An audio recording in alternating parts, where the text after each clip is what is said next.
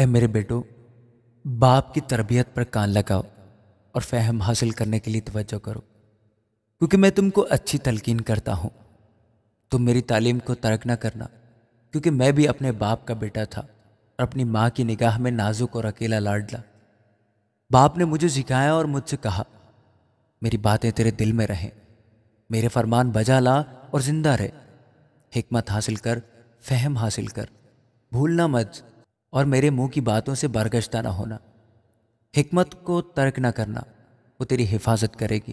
اس سے محبت رکھنا، وہ تیری نگہبان ہوگی۔ حکمت افضل اصل ہے، بس حکمت حاصل کر، بلکہ اپنے تمام حاصلات سے فہم حاصل کر، اس کی تعظیم کر۔ وہ تجھے سرفراز کرے گی، جب تو اسے گلے لگائے گا وہ تجھے عزت بخشے گی۔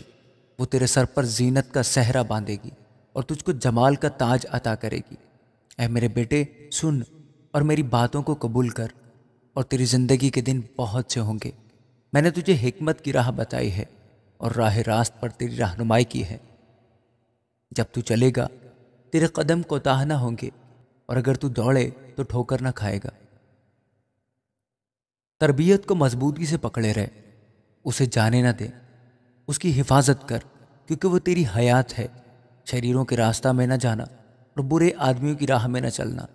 اس سے بچنا، اس کے پاس سے نہ گزرنا، اس سے مڑ کر آگے بڑھ جانا، کیونکہ وہ جب تک برائی نہ کر لیں سوتے نہیں، اور جب تک کسی کو گرا نہ دیں ان کی نیند جاتی رہتی ہے، کیونکہ وہ شرارت کی روٹی کھاتے اور ظلم کی مے پیتے ہیں۔ لیکن صادقوں کی راہ نور سحر کی مانند ہے، جس کی روشنی دوپہر تک بڑھتی ہی جاتی ہے۔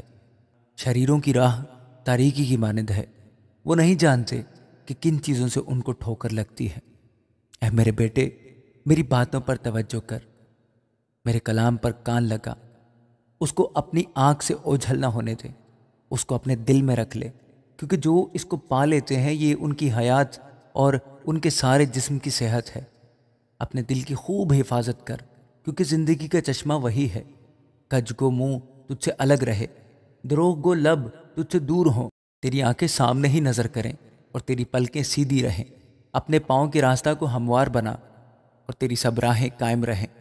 نہ دہنے مڑ نہ بائیں، اور پاؤں کو بدی سے ہٹا لے۔ آمین۔